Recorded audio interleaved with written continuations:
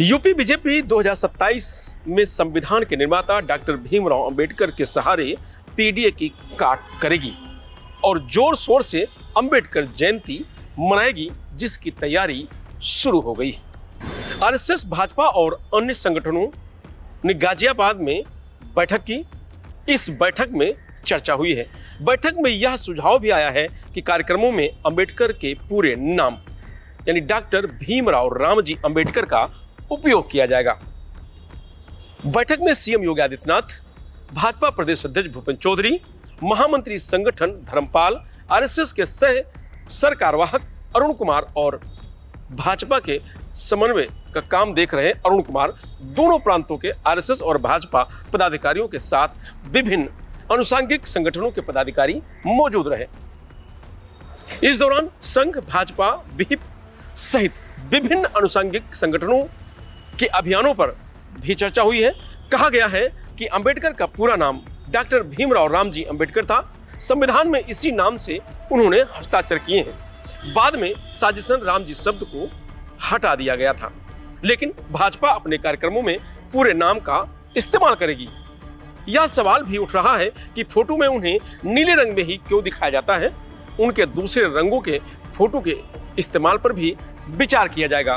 तो यानी अब बीजेपी अंबेडकर के जो नीली ड्रेस है उसकी जगह पर और कलर के जो ड्रेस है उसमें भी फोटो जारी करेगी और अंबेडकर जयंती को बड़े धूमधाम से मनाने की तैयारी में है।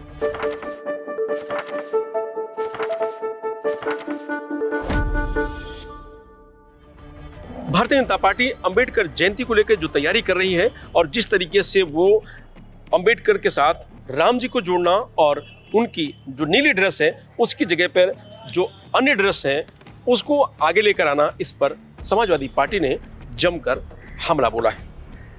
तो बाबा साहब की भी एक ड्रेस है, सिंबॉलिक रूप से आदर्शात्मक व्यक्तित्व के हिसाब से एक ही ड्रेस है मेन, और वो है ब्लू, नीले रंग की।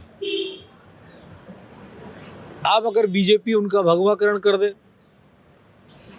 उसमें राम जी का नाम लगा दे, तो वो बीजेपी की अपनी पसंद हो सकती है। इस देश के दलितों की, पिछड़ों की, आम जनमानस की सोच का वो कोई एंगल नहीं है। समाजवादी पार्टी बाबा साहब भीमराव अंबेडकर जी की जन्म जयंती को बहुत बेहतरीन तरीके से मनाएगी। लगातार मनाते आ रहे हैं। कुछ नया होगा इस बार। बीजेपी से मेरा एक सवाल है बाबा साहब को लेकर। दो सवाल हैं, आरएसएस जो इनके पुरखे पहले रहे हैं उनसे और आज की बीजेपी से। जब कभी भी मौका मिले आपको तो पूछ लेना कि समाजवादी पार्टी के प्रवक्ता ने एक बात पूछी। आरएसएस और बीजेपी की मानसिकता के लोगों ने दो मूर्तियां इस देश में सबसे ज्यादा तोड़ी हैं। एक मूर्ति जो त्याग, तपस्या, ज्ञान के मार्ग को आगे बढ़ाकर इस देश को लाइट ऑफ एशिया की संज्ञा देने वाले, पूरी दुनिया में चमकने वाले भगवान बुद्ध की मूर्तियां तोड़ी गईं। किसने तोड़ी? ये इतिहास के पन्ने आप खोल के पढ़ लीजिएगा। और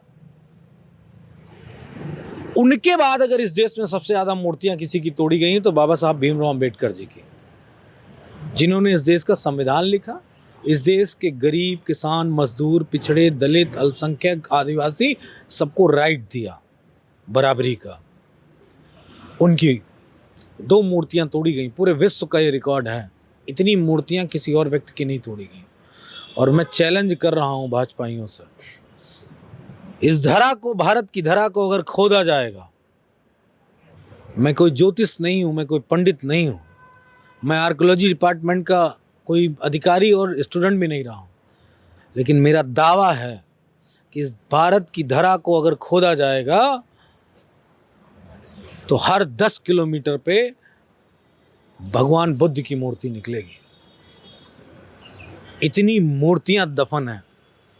किन्होंने दफन की? मुगलों ने। तब तो मुगल भी नहीं आए थे भारत, मुसलमान भी नहीं आए थे।